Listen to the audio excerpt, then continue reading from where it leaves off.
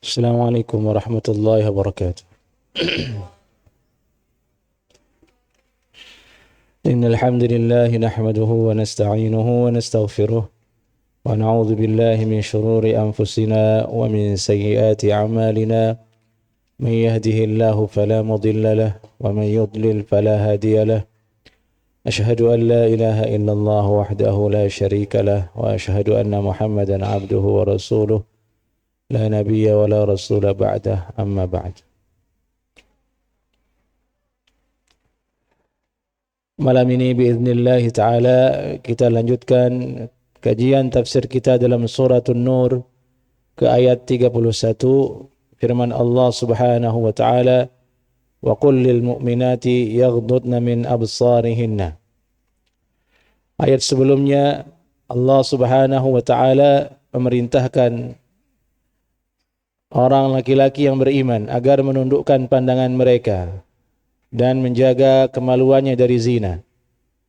Maka Allah Subhanahu wa taala menjelaskan adab secara khusus untuk kaum perempuan yang beriman. Allah berfirman, wa qul lil mu'minati yaghdudna min absarihinna.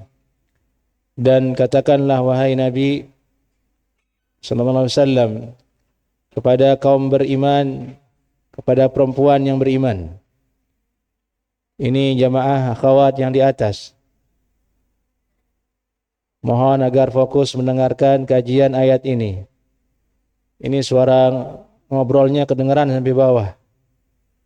Padahal masih SMP sudah begitu. Bagi kalau jadi ibu-ibu. Dengarkan. Lihat kitabnya, lihat itunya.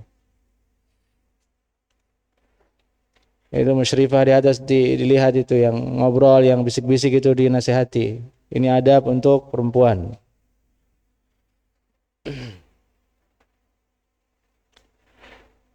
Wa qul lil mu'minat yaghdudna min absarihin.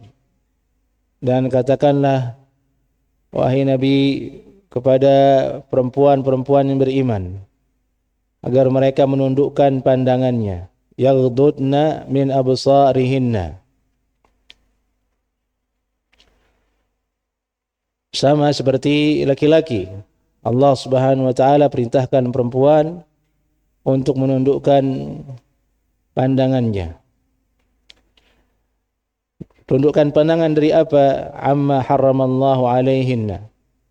Dari apa yang Allah haramkan atas mereka untuk melihat, untuk melihatnya.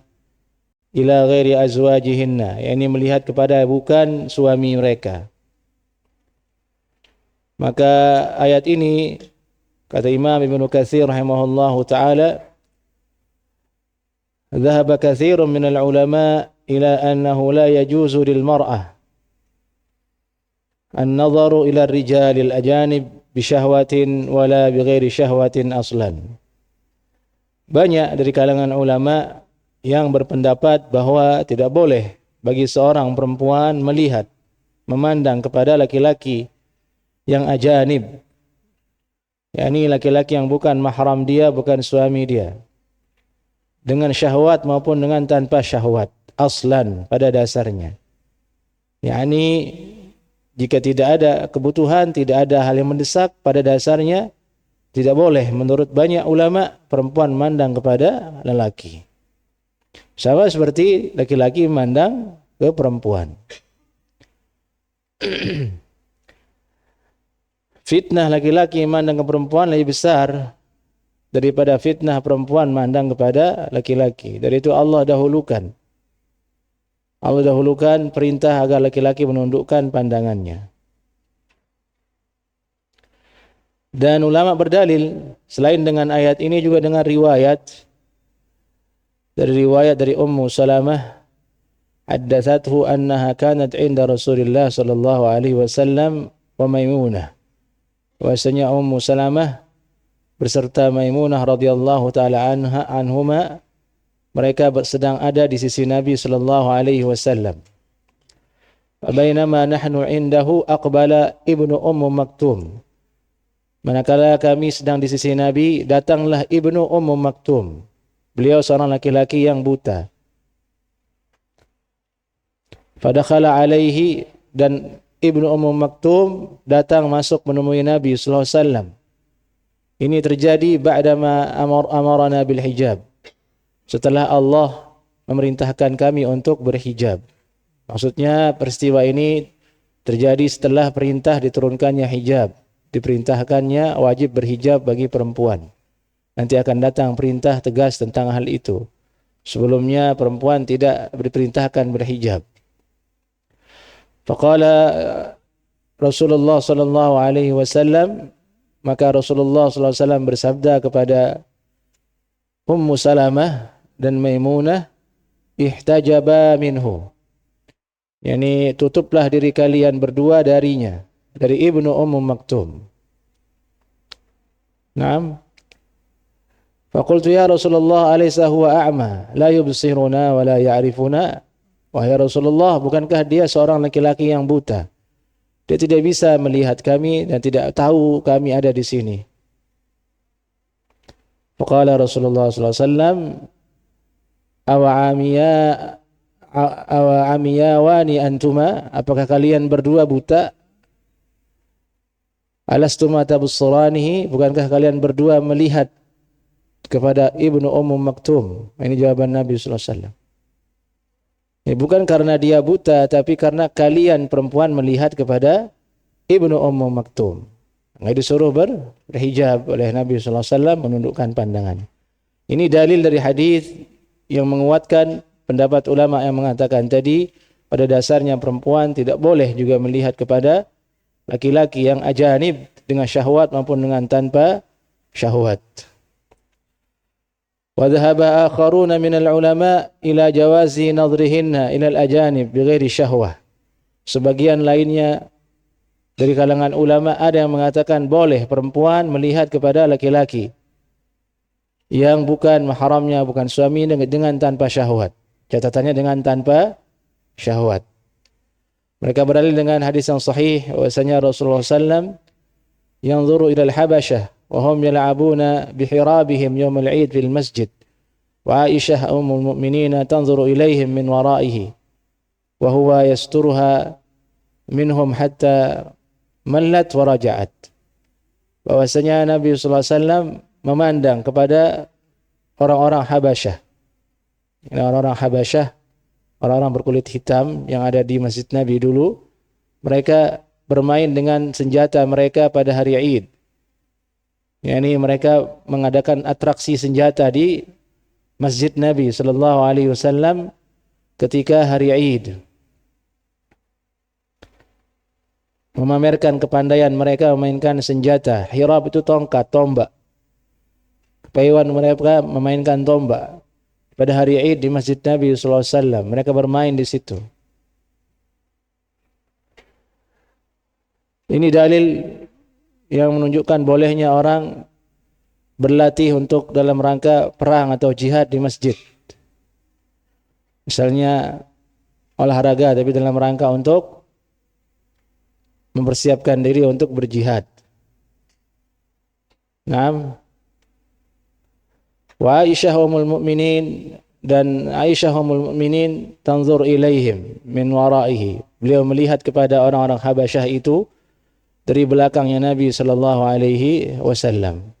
Ini dalil yang digunakan oleh para ulama bolehnya seorang perempuan melihat kepada laki-laki dengan tanpa syahwat. Nah, jadi ada khilaf antara ulama dan untuk di zaman ini yang paling bagus ialah perempuan agar menundukkan pandangannya dari laki-laki. Wabil khususnya menundukkan pandangan dari artis-artis Korea. Karena banyak sekali kaum muslimah yang kalau tidak kita rem, nasihati dengan keras, mereka bisa tenggelam ke dalam ngefans dan halu dengan Korea.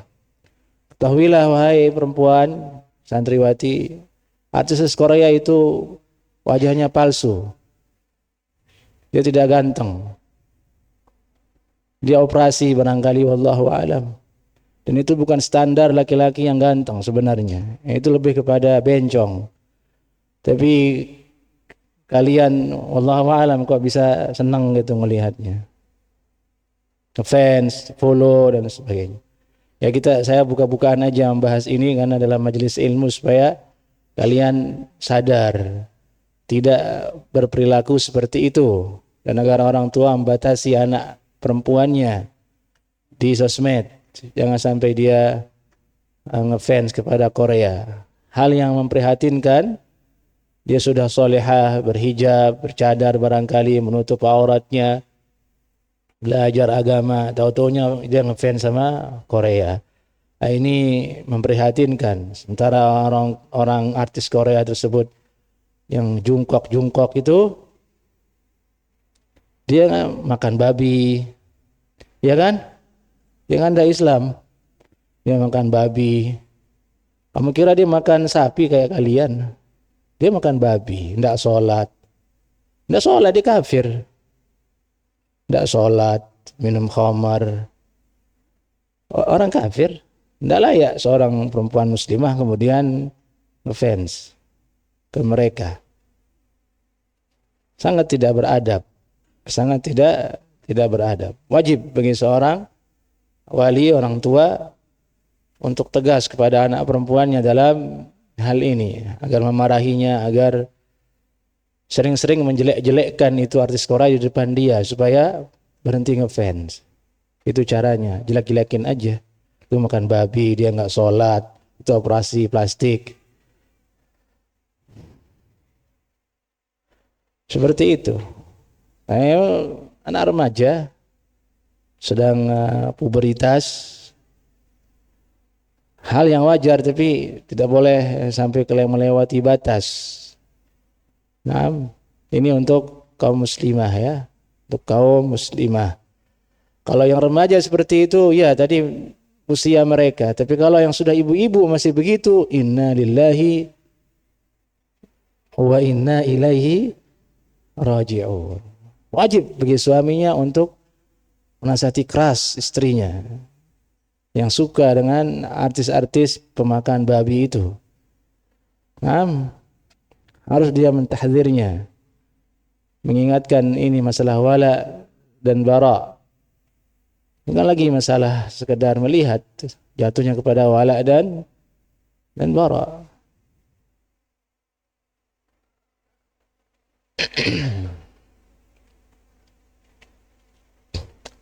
Taib. Kemudian ada berikutnya dalam ayat ini, wa yahfazna furujahunna, dan agar mereka perempuan-perempuan beriman itu menjaga kemaluan mereka. Kata ulama, menjaga kemaluan di ayat ini maksudnya dari zina. Dari zina. Berkata Imam Abu Aliyah rahimahullahu taala, kullu ayatin nuzilat fil Quran yadhkuru fiha hifdzal furuj fahuwa minaz zina illa hadhihi al-ayah. Semua ayat yang diturunkan di dalam Al-Quran menyebutkan di dalamnya menjaga kemaluan, hifdzul furuj, perintah untuk menjaga kemaluan, maksudnya adalah minaz zina, menjaga kemaluan dari zina. Illa hadhil ayah, kecuali ayat ini. Nah, kecuali ayat ini menurut Abu Aliyah maksudnya bukan zina. Nah, bukan hanya zina saja.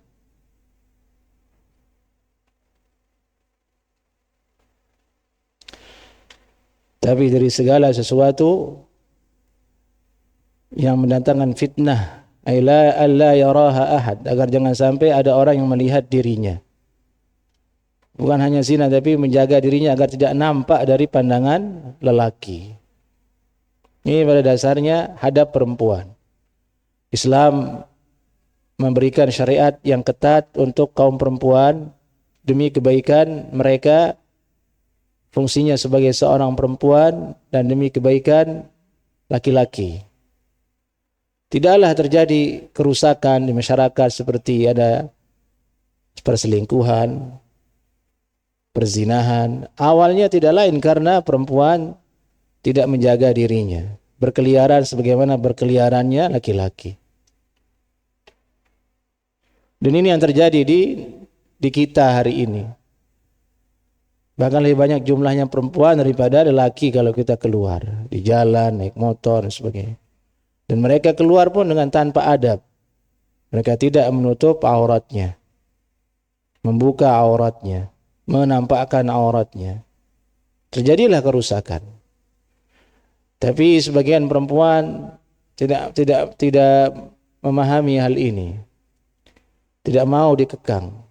Dia merasa berhak untuk keluar, akhirnya terjadilah kerusakan. Padahal maksud wa yahfazna furujahun bukan hanya zina, tapi alla yaraha ahad.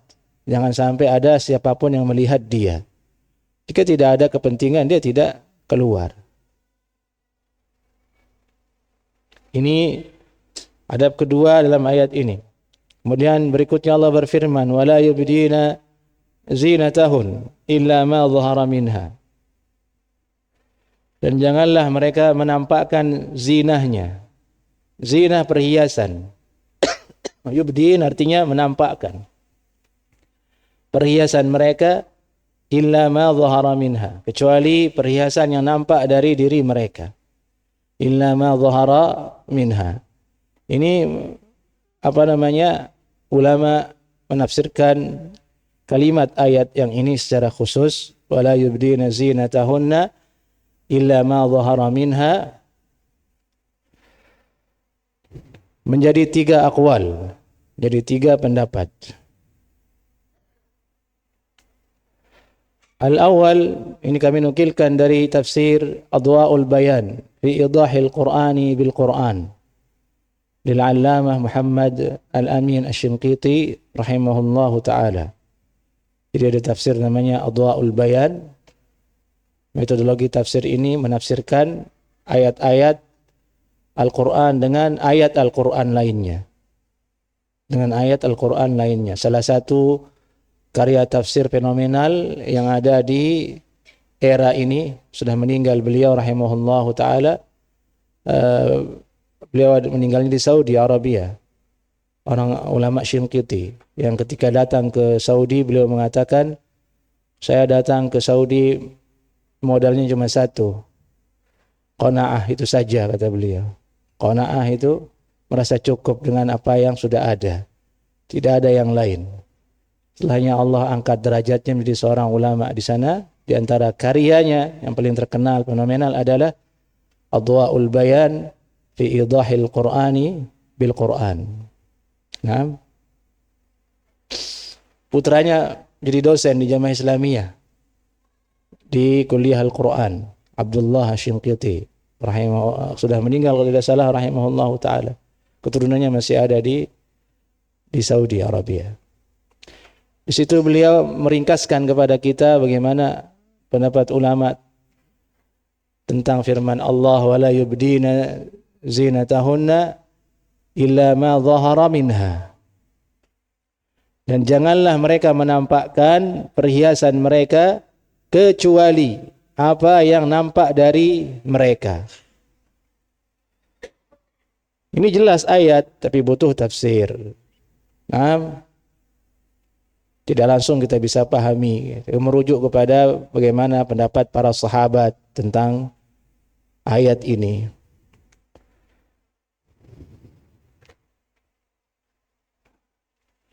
Pertama, al-murad bizinah ma tatazayyanu bihi al-mar'atu kharijan an asli khilqatiha.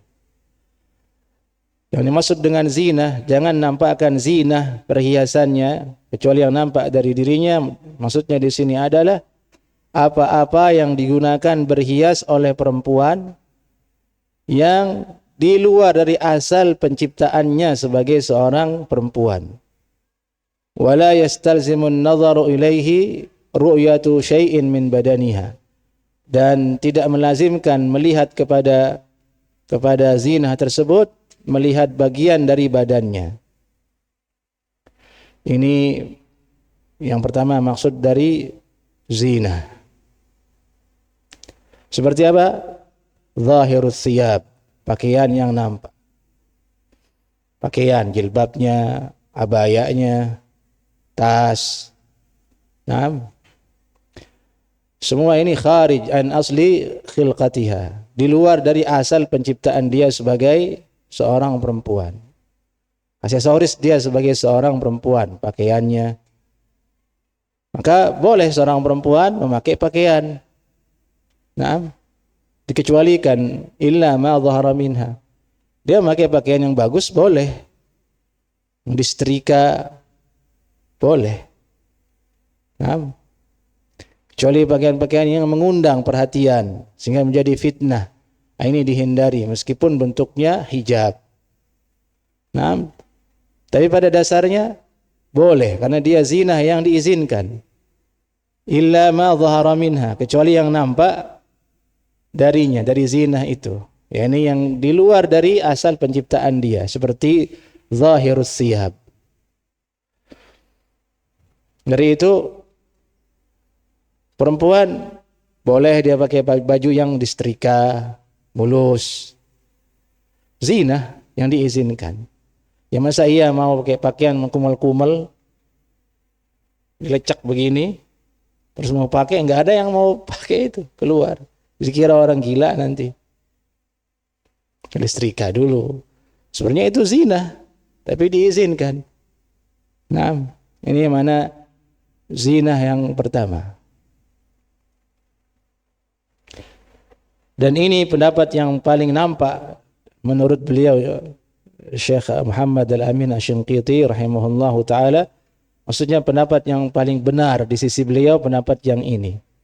Maka berarti maksudnya janganlah mereka nampakkan zinahnya, perhiasannya, yakni pakaian-pakaian yang memang tidak bisa disembunyikan, harus nampak. Dan bukan asal penciptaan dia sebagai seorang perempuan, dikecualikan boleh dilihat.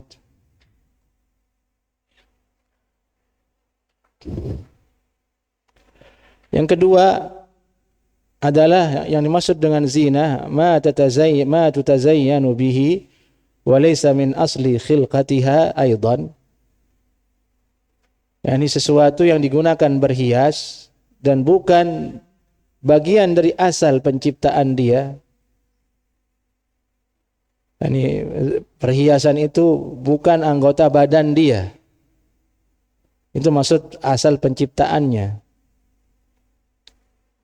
Bukan anggota badannya. Walakin an-nadharu ila tilka zinah yaltazimu ru'yatu syai'in min badanil mar'ah. Akan tetapi dengan memandang kepada perhiasan tersebut melazimkan orang melihat sesuatu dari badan perempuan tersebut. Seperti khidab wal kahal. Khidab itu apa? Pacar. Nah, itu henna. Nah, perempuan pakai henna di kukunya, di tangannya. Kalian nggak ngerti, perempuan ngerti ini henna. Suami juga ngerti itu. Ditaruh di kukunya. Wal kahal, celak mata. Ini zina. Tapi kalau kita lihat celak mata dengan henna tadi itu melazimkan kita melihat tempat nempelnya celak dan henna itu, yaitu matanya dia, iya kan? Nah, ini maksudnya. Jadi bedanya yang ini dengan yang pertama tadi. Yang pertama itu murni. Kalau melihat zina itu tidak terikat, tidak terkait dengan badannya si perempuan. Yang kedua ini dia terikat, terkait dengan tempat zina tersebut. Dan ini boleh dilihat karena dikecualikan. Ingat-ingat, wala yubdina zinatahunna illa ma dhahara minha. Dan jangan dinampakkan perhiasannya kecuali yang nampak darinya. Artinya kalau kita artikan ayat ini dengan pendapat yang kedua ini, berarti boleh seorang perempuan menampakkan celaknya. Boleh bagi seorang perempuan menampakkan henanya di tangannya. Boleh seorang perempuan menampakkan cincinnya. Zina cincin itu, tapi melekat di jari. Nah, sebagian ulama mengatakan al-wajh wal kaffain, kecuali wajah dan kedua tangan. Yang tempat menempelnya zina.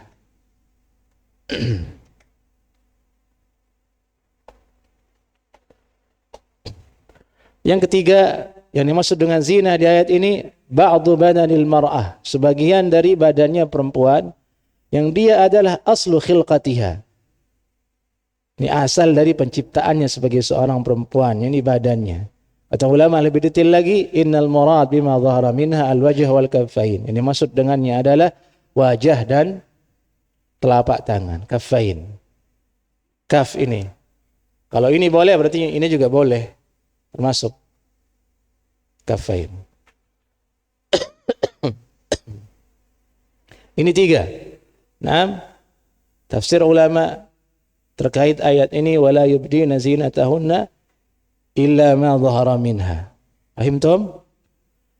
Fahimtum ya akhwat di atas? Baik, baik.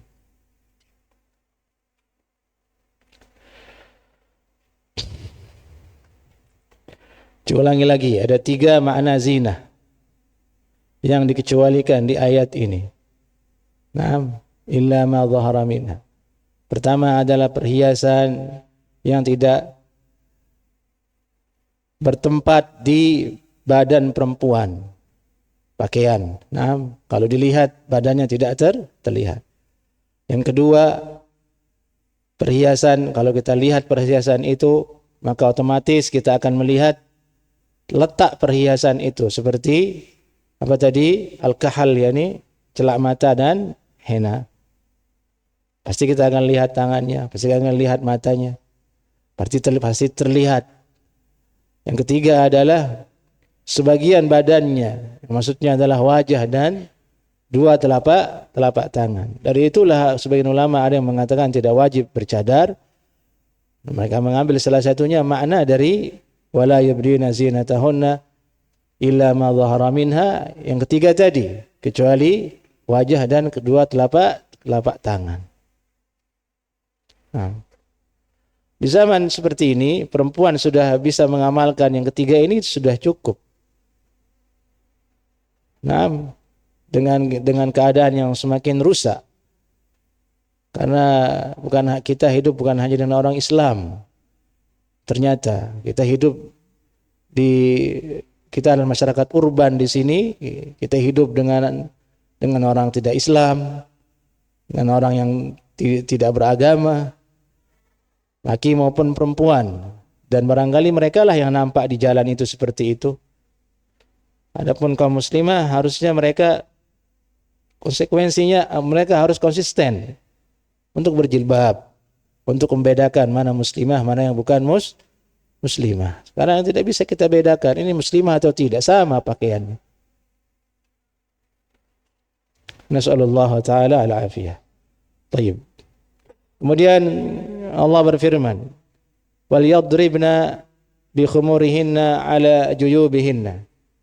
Yadribna artinya yushaddid. Wal yushaddidna, dan hendaklah mereka mengikat bi khumurihinna, dengan khumur. Nah, khumur ini jamak dari khimar, ini jilbab. Hendaklah mereka mengencangkan khimar mereka, jilbab mereka, ala juyubihinna, sampai ke atas juyub. Juyubihinna artinya ini akhwat dan laki-laki juga di sini, ala nahar was sadr, menutupi leher dan dada mereka. Fala yura minhu syai', tidak boleh terlihat sedikit pun area tersebut, yakni leher dan dada. Caranya adalah dengan dia membuat jilbab, khumur, diletakkan. Ketika ayat ini turun, bahwa sebagaimana riwayat dari Ummul Mukminin Aisyah radhiyallahu taala anha, yarhamullahu nisa'al muhajirat al-awwal. Semoga Allah merahmati perempuan-perempuan kaum muhajirin yang dulu awal-awal. Manakala turun firman Allah, wal yadribna bi khumurihinna ala juyubihinna syaqqaqna murutahunna fakhtamarna biha. Mereka menyobek pakaian yang ada lalu mereka gunakan untuk menutup leher dan dadanya. Ini menunjukkan keimanan mereka yang sangat kuat terhadap perintah Allah Subhanahu wa taala. Begitu turun perintah untuk berjilbab seperti ini, wal yadribna bi khumurihinna ala juyubihin, tidak ada bahan yang lain, yang ada pakaian yang sudah ada mereka sobek dan digunakan untuk menutup leher dan dada mereka dan kepala mereka. Dan inilah yang mesti dicontoh oleh kaum muslimah di hari ini yang di luar sana, dan mesti kita dakwahkan mereka agar mereka menutup auratnya, karena ini perintah dari Allah Subhanahu wa taala. Ayat ini juga dalil bahwa syariat Islam ini bukan budaya Arab. Perempuan Arab juga tidak berjilbab dulu sebelum turun ayat ini. Nah, jilbab itu bukan budaya, bukan tradisi cara pakaiannya orang Arab. Dia syariat dari Allah Subhanahu wa ta'ala. Yang mengisukan dia adalah budaya Arab, itu orang-orang munafik, orang-orang kafir, agar perempuan-perempuan menjauh dari jilbab, perempuan-perempuan menjauh dari Islam.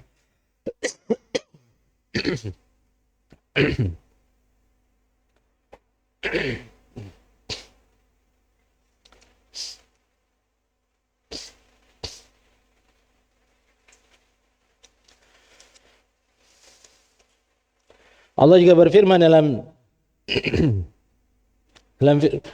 ayat yang lain, ya ayuhan nabiyyu qul li azwajika wa banatika wa nisa'il mu'minin yudnina 'alaihinna min jalabibihinna dzalika adna an yu'rafna fala yu'dzain. Wahai nabi, perintahkanlah kepada istri-istrimu dan anak-anakmu dan perempuan-perempuan beriman agar mereka menjulurkan di atas mereka jalabibihinna, jilbab mereka, ada di atas kepala, ditutup. Dzalika adna yu'rafna. Demikian itu hikmahnya adalah agar mereka dikenal sebagai perempuan yang merdeka, perempuan yang terhormat, perempuan yang mulia. Fala yu'dzain, sehingga mereka tidak disakiti. Jadi dulu di zaman tersebut, untuk membedakan mana perempuan yang terhormat, mana perempuan yang budak, yang tidak terhormat, dari tata cara berpakaiannya, maka dibuatkanlah aturan oleh Allah Subhanahu wa taala, kaum beriman pakaiannya seperti ini agar dia dihormati, hikmahnya agar dia dimuliakan.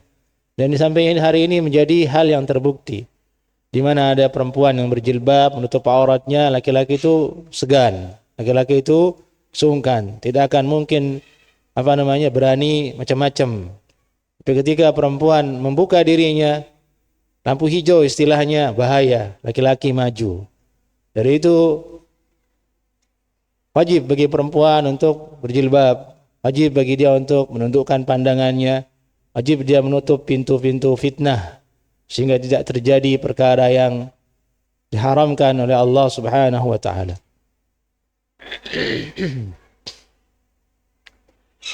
Kemudian ada berikutnya Allah berfirman, wala yubdina zinatahunna illa li bu'ulatihinna, dan janganlah mereka menampakkan perhiasan mereka kecuali kepada suami-suami mereka.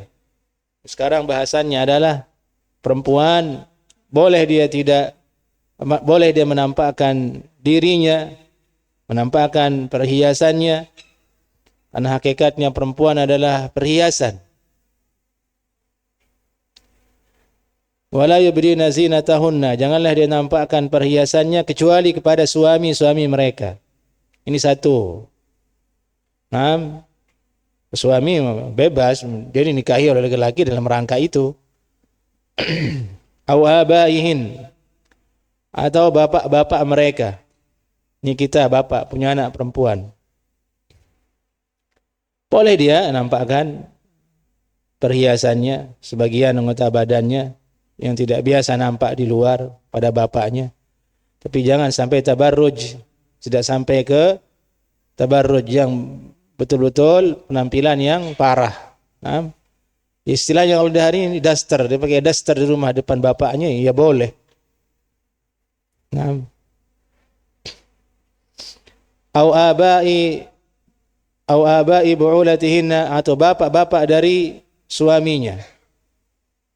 Mertua.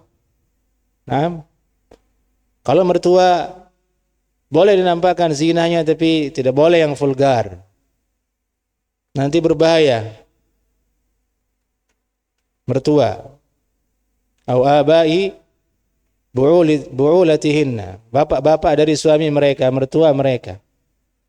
Au abnaihinna.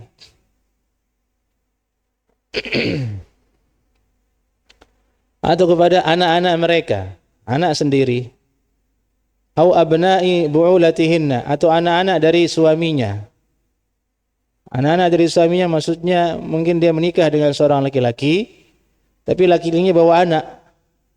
Anaknya remaja. Anak sambung bahasanya kalau sekarang. Nah, anak sambung.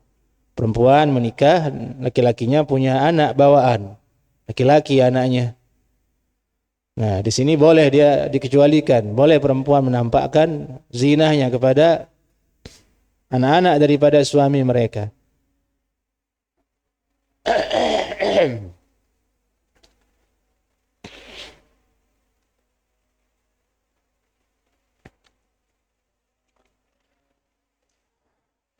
Kemudian Allah Ta'ala berfirman, au ikhwanihinna,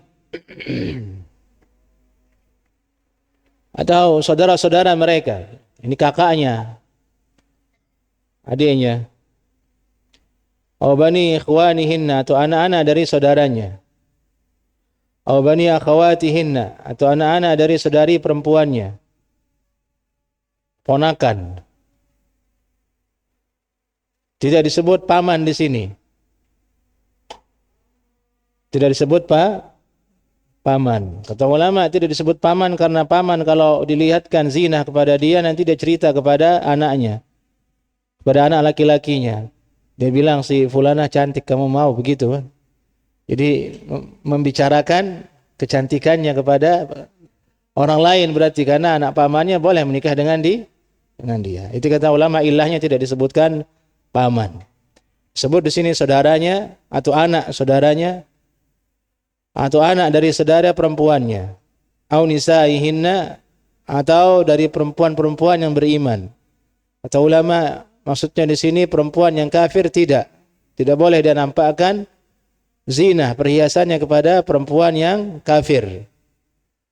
Temannya perempuan kafir tidak boleh dia nampakkan. Sama ilahnya karena nanti dia cerita kepada orang lain. Si fulana begini, si fulana begini.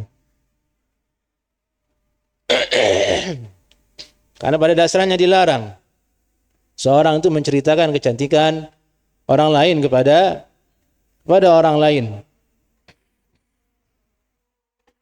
Nabi bersabda, "La tubashirul mar'atul mar'ata tan'atuha li zawjiha ka'annahu yanzur ilaiha." Tidak boleh seorang perempuan bergaul dengan perempuan lain. Ini bergaul muamalah maksudnya, duduk, bicara.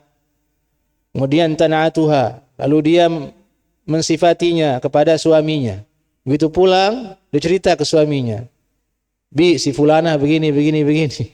Seolah-olah dia melihat perempuan yang dia ceritakan. Tidak boleh. Ka'annahu yanzuru ilaiha. Ini hadis riwayat Bukhari dan Muslim. Jadi sampai membicarakan detil kecantikannya pun tidak boleh seorang perempuan. Seperti itu ketatnya syariat Islam menjaga kehormatan perempuan. Nah, namun sayangnya penjagaan yang ketat ini untuk menghormati mereka malah salah diartikan. Mereka menganggap perempuan itu dikekang, menganggap perempuan ini kayaknya ini banget, ini orang kafir. Nah, dan sayangnya orang beriman ada yang terpengaruh seperti itu dengan pemikiran orang barat. Bahkan ada tokoh anaknya terang-terangan tidak berjilbab dan mengatakan yang penting kan terhormat dan mulia. Saya bisa terhormat mulia dengan pakaian seperti ini tanpa berjilbab dan tanpa menutup auratnya. Syubhat, kerancuan dan berbahaya untuk muslimah lainnya.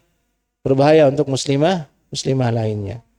Dari itu banyak orang kemudian akhirnya berjilbab itu bukan standar. Nah, mereka berkata, kamu berjilbab tapi ada tapinya.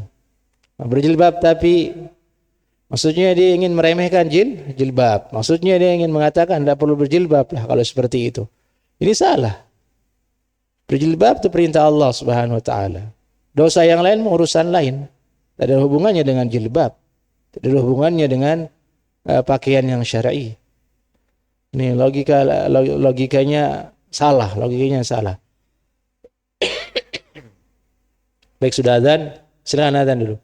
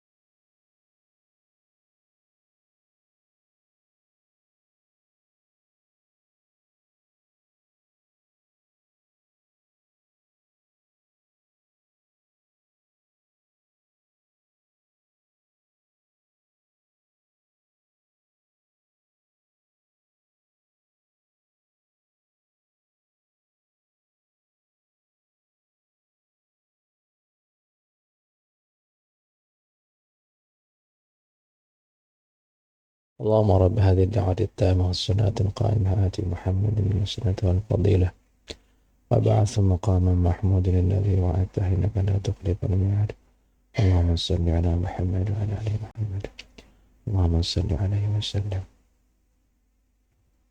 Taib. Kemudian berikutnya orang yang dikecualikan bagi perempuan untuk boleh ia menampakkan zinahnya adalah aw ma malakat aymanuhun. Ini milkul yamin. Ini budak. Ini dia punya budak laki-laki. Maka boleh dia nampakkan zinahnya kepada budak tersebut. Alhamdulillah tidak ada budak di hari ini. Naam. Aw ma malakat aymanuhun ini artinya adalah budak. Perempuan punya budak, dia boleh menampakkan zinahnya kepada budak tersebut. Boleh dia kelihatan betisnya, boleh dia kelihatan kepalanya kepada budak tersebut. Kemudian berikutnya adalah awit tabi'ina ghairi ulil irbati minar rijal. Orang-orang yang mereka sifatnya menjadi pengikut.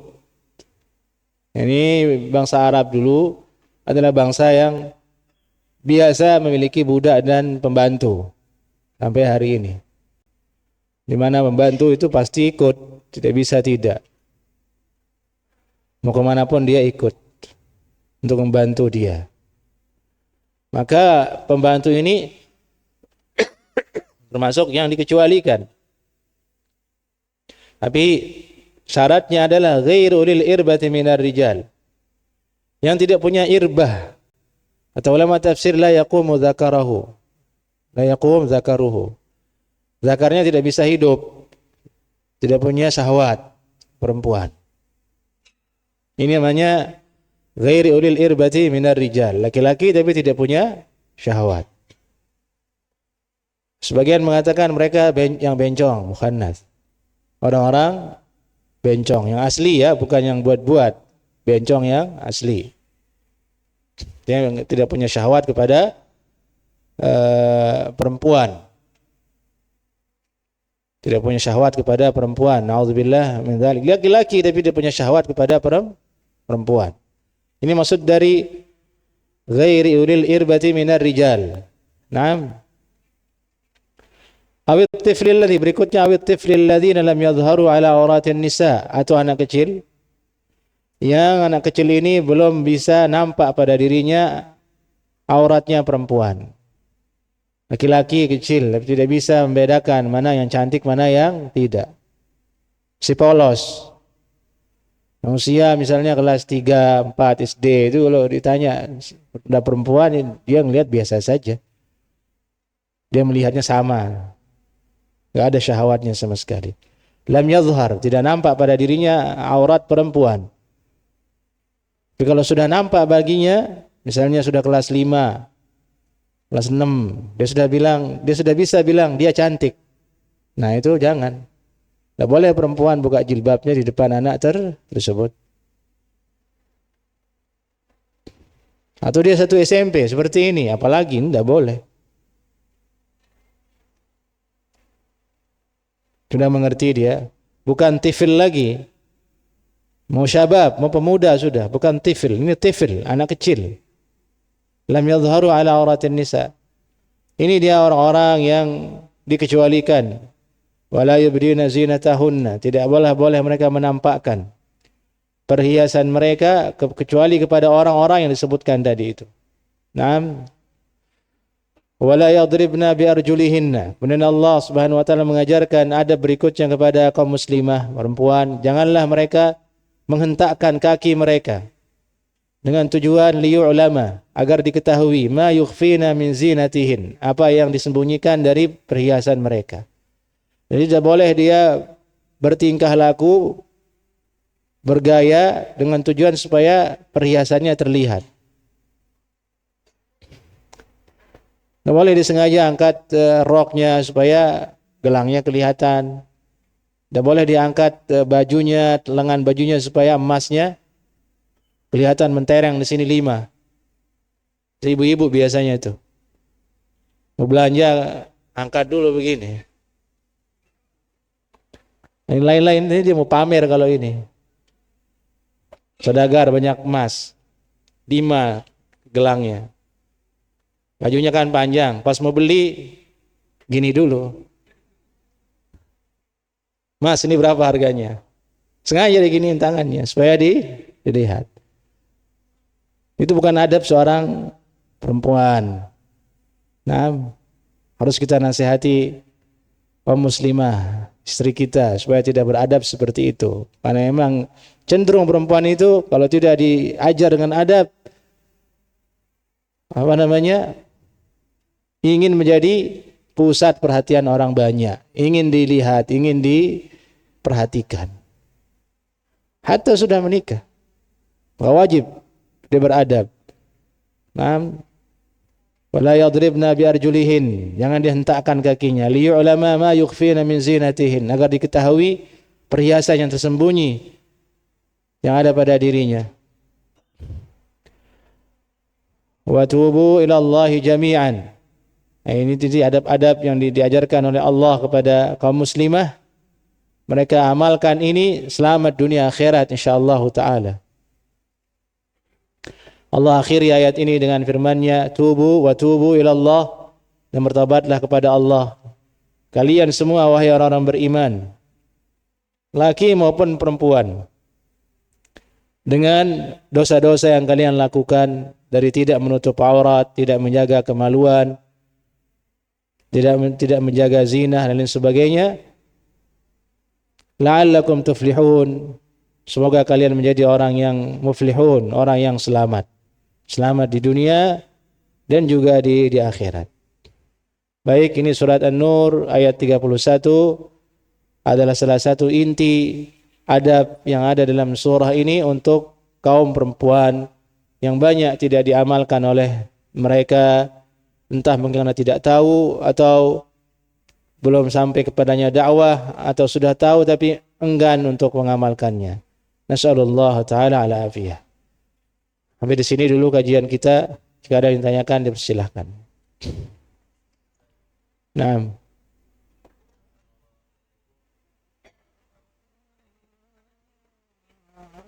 Allah barik fiik. Naam.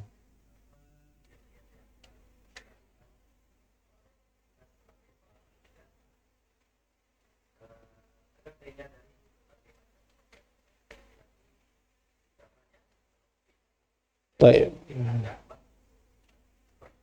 Barakallahu fiik.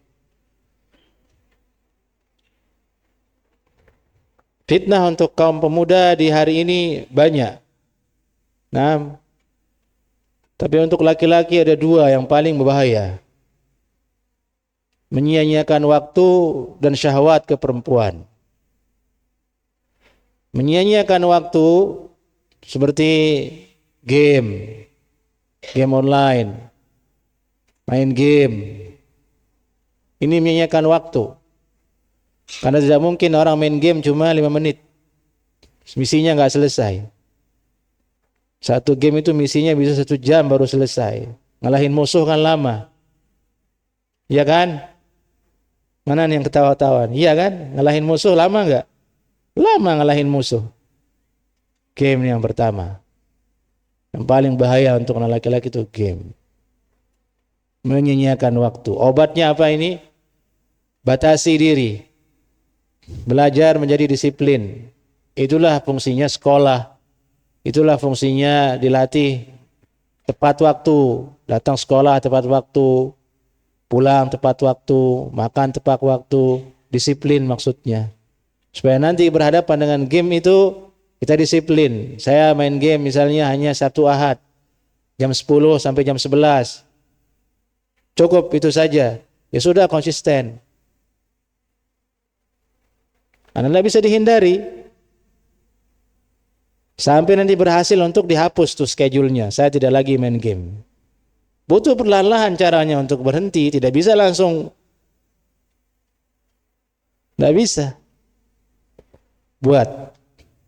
Isi waktu dengan yang bermanfaat, disiplin. Waktunya murojaah, waktunya belajar. Ini cara memaksimalkan diri supaya tidak idha'atul waqt, menghilangkan waktu sia-sia. Kalau bapak-bapak, mereka tidak main game. Mereka itu sibuk kerja. Nggak ada waktu dia main game. Kalau seandainya waktunya banyak, main game juga sebenarnya.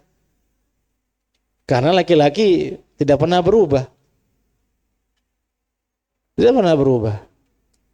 Tapi karena merasa tanggung jawab, mengerti kedisiplinan, yaitulah obatnya tadi, belajar disiplin.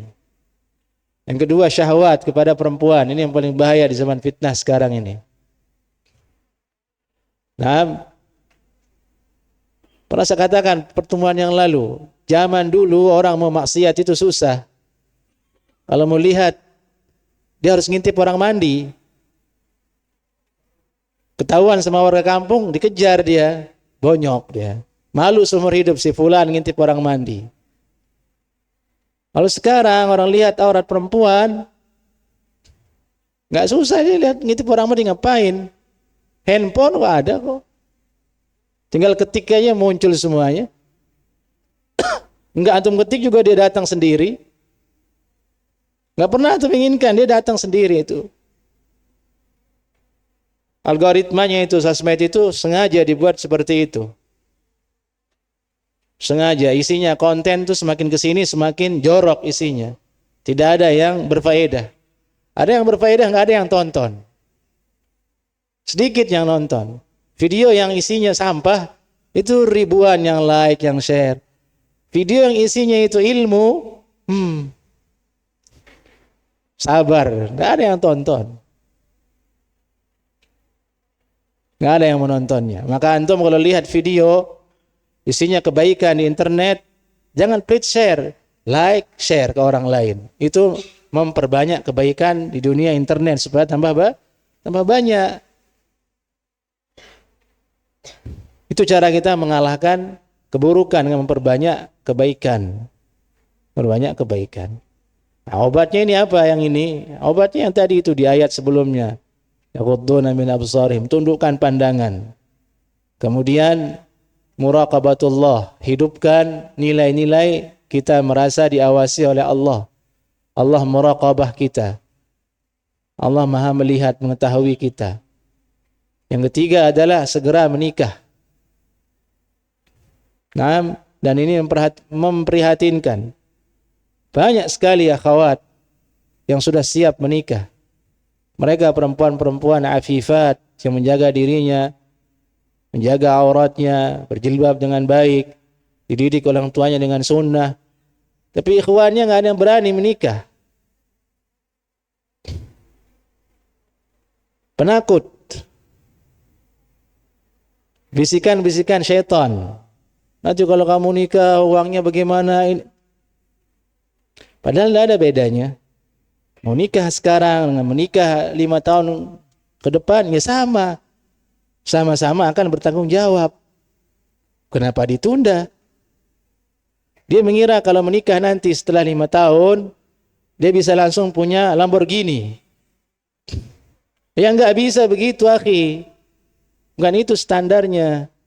Yang penting uangnya sudah ada, modal sudah ada, tawakal ala Allah. Sudah Allah berikan janji bahwasanya orang yang menjaga dirinya dan menikah, Allah pasti beri rezeki. Bismillah menikah. Maka Anda terlindungi dari fitnah tersebut. Anda sudah punya tempat yang halal untuk meletakkan syahwat. Tapi jika Anda mengulur pernikahan itu, dalam mampu secara fisik, uang juga cukuplah 5 juta. Ke KUA itu kan gratis. Yang bikin ribet itu kan pesta, maunya yang mahal-mahal. Orang sekitarnya, bapaknya, calon mertuanya, ini harus ini begini. Akhirnya menggelembung jadi 50 juta. Lah anak muda enggak punya 50 juta dia, enggak bisa. Nanti kalau dia usia 30 tahun baru punya 50 juta. Kalau 20 tahun belum bisa. Anda mau nunggu sampai punya 50 juta baru menikah, enggak jadi menikah Anda. Maka terjadilah kemudian apa?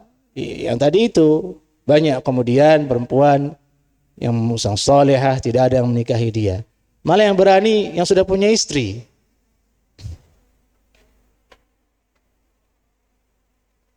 Kalah sama yang sudah punya istri. Makanya saya nasihati kepada jamaah yang masih muda di sini, gas.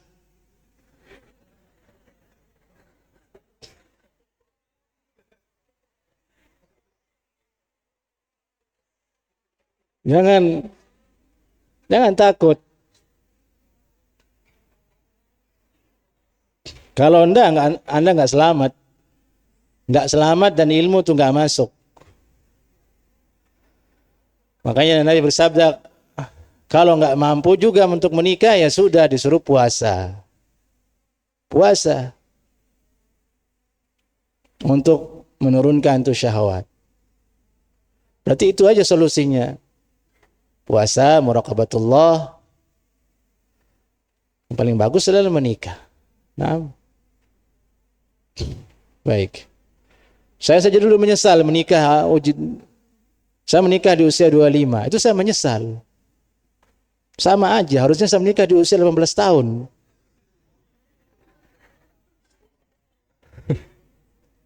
Sama aja, risikonya sama tanggung jawab. Masalah juga.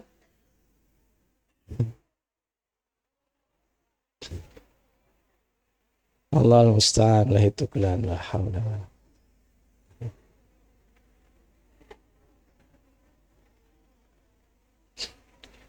Kami dulu punya teman menikah di waktu usia muda. Sekarang istrinya udah 3 kalau nggak salah. Sudah 3 kali menikah. Berarti dia dewasa dalam hal itu, mengerti, paham, nggak takut dia. Tapi dia afif, dia kemaluannya terjaga, tidak jatuh kepada zina. Keturunan jadi bagus. Nah, Tayyib, penuntut ilmu sudah usianya 27, 25, 26 belum juga menikah. Sering ngaji tapi belum juga nikah. Lumutan dia. La haula wala quwata illa billah. Baik. Tayyib. Jazakallah khaira pertanyaannya, barakallahu fiik. Naam. Naktafi bihadza. Assalamualaikum warahmatullahi wabarakatuh.